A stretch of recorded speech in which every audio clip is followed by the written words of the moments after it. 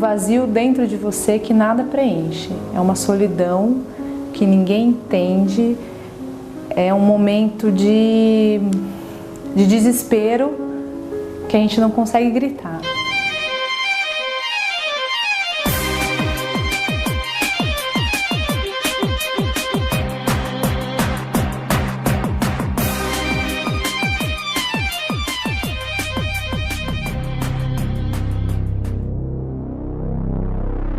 A palavra pânico deriva da palavra pan, que é um deus grego, e que diz respeito a tudo.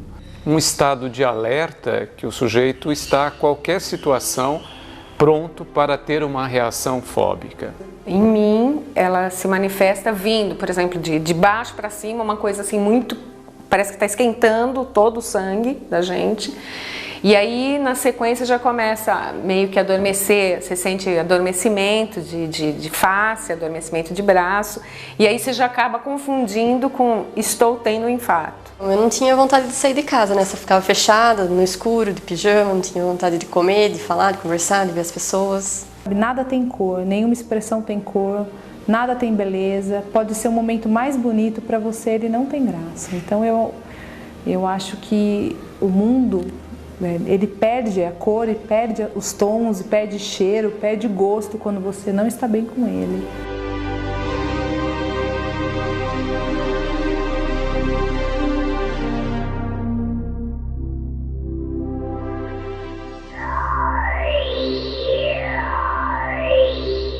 Você espera pessoas absolutamente centradas, que resolvam todos os seus problemas, que sejam totalmente independentes. Essas pessoas é que são valorizadas, não é? Então as pessoas que têm qualquer faceta que não atenda a isso, elas tendem a ser pessoas pesadas para o outro. Ele se fechar, ele não querer fazer alguma coisa, não quero, então para mim foi complicado eu entender e aceitar. Ela falava aquilo com sentimento e chorava e falava: mãe, eu quero me curar, eu não sou assim, eu não quero ser assim. Nunca houve esse problema de desmaio, comigo pelo menos não. Mas você tem essa sensação do desmaio, de que você vai perder o controle do seu corpo. Realmente não é nada legal, assim, as sensações são muito ruins. O sujeito não consegue mais dirigir ou viajar ou, enfim, se locomover, né? Por quê? Justamente porque o sujeito tem a sensação de que ele está perdendo a direção.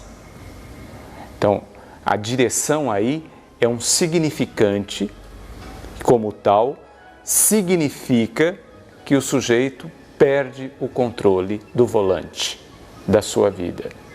Mas a gente tem medo de que aquela situação volte, porque aquilo a gente não tem controle. Não tem controle. E você perder o controle da sua vida, do seu sentimento, é a pior coisa que tem. Então eu tenho medo todos os dias.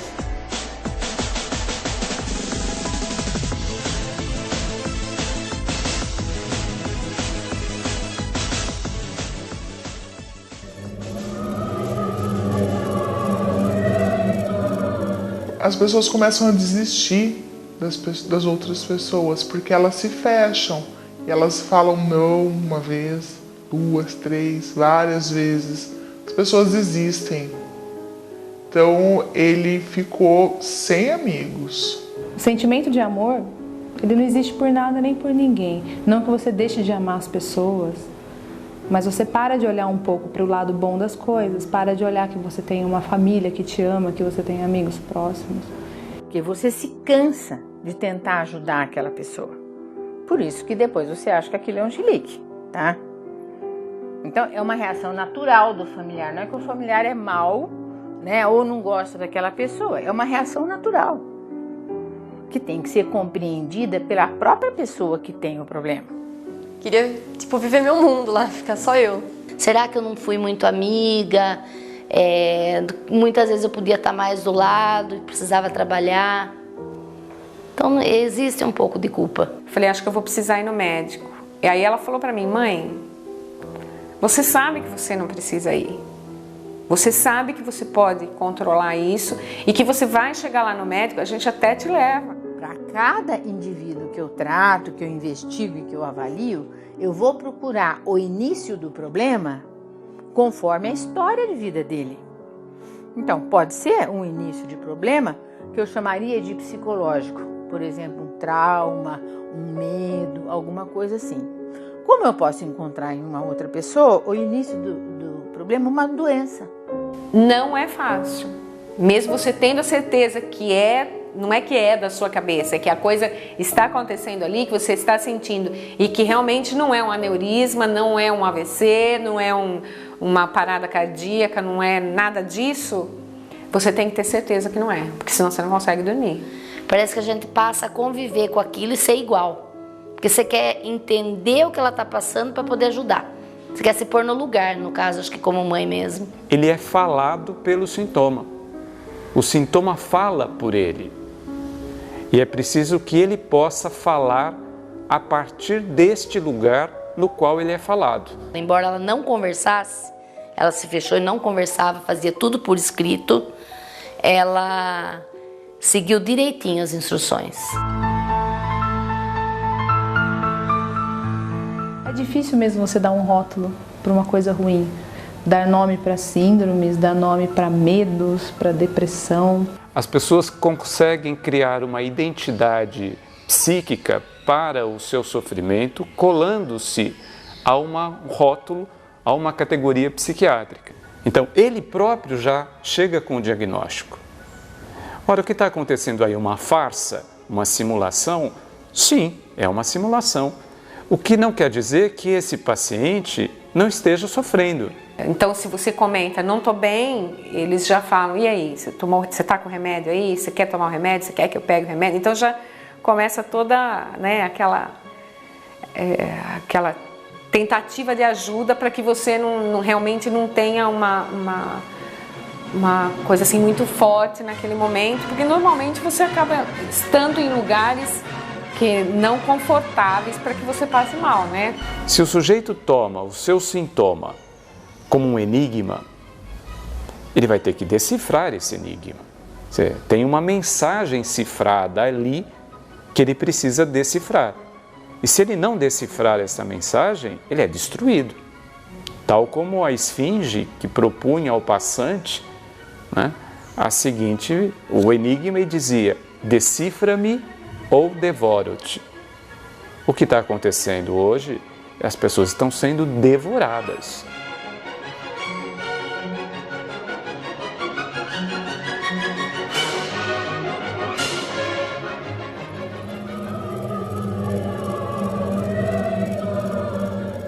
O estado de desamparo social é a marca dos nossos tempos. Pelos meus cálculos depois, eu fiquei em torno de 2 horas sentada numa sarjeta, chorando e não conseguia falar com ninguém. Uma que ninguém se prontificou a ajudar também, numa cidade desconhecida, ninguém te conhece, ninguém se prontifica.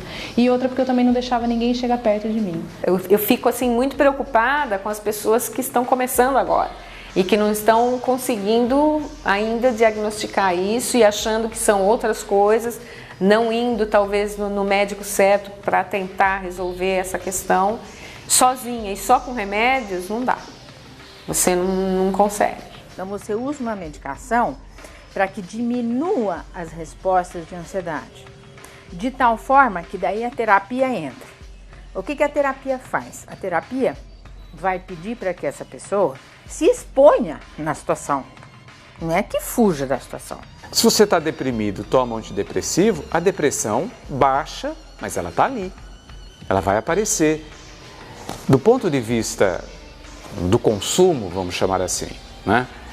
O paciente psíquico, ou seja, o sofrimento psíquico, o sujeito que tem sofrimento psíquico, ou seja, todos nós, sem exceção, né?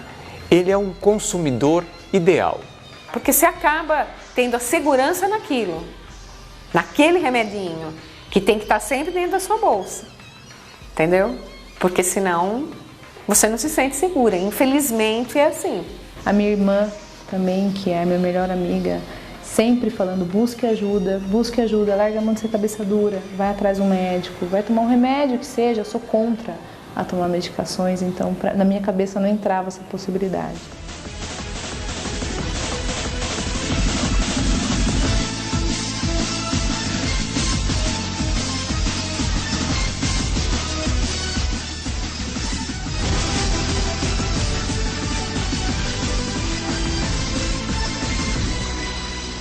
A síndrome nunca fez com que eu parasse de trabalhar, né? Até porque se a gente... nas minhas sensações que eu tenho, quando eu tenho a síndrome, eu acho que se eu estiver em casa é pior. Porque daí eu vou estar em casa sozinha, né? E você fica meio perdida nesse momento. Não é sem motivo que as pessoas haverão de, num dado momento das suas vidas, buscarem uma crença religiosa, porque, bom, eu tinha um professor que dizia: para que serve Deus se ele não prometesse a eternidade? Para que serve a religião, qualquer religião, se ela não prometesse a vida eterna?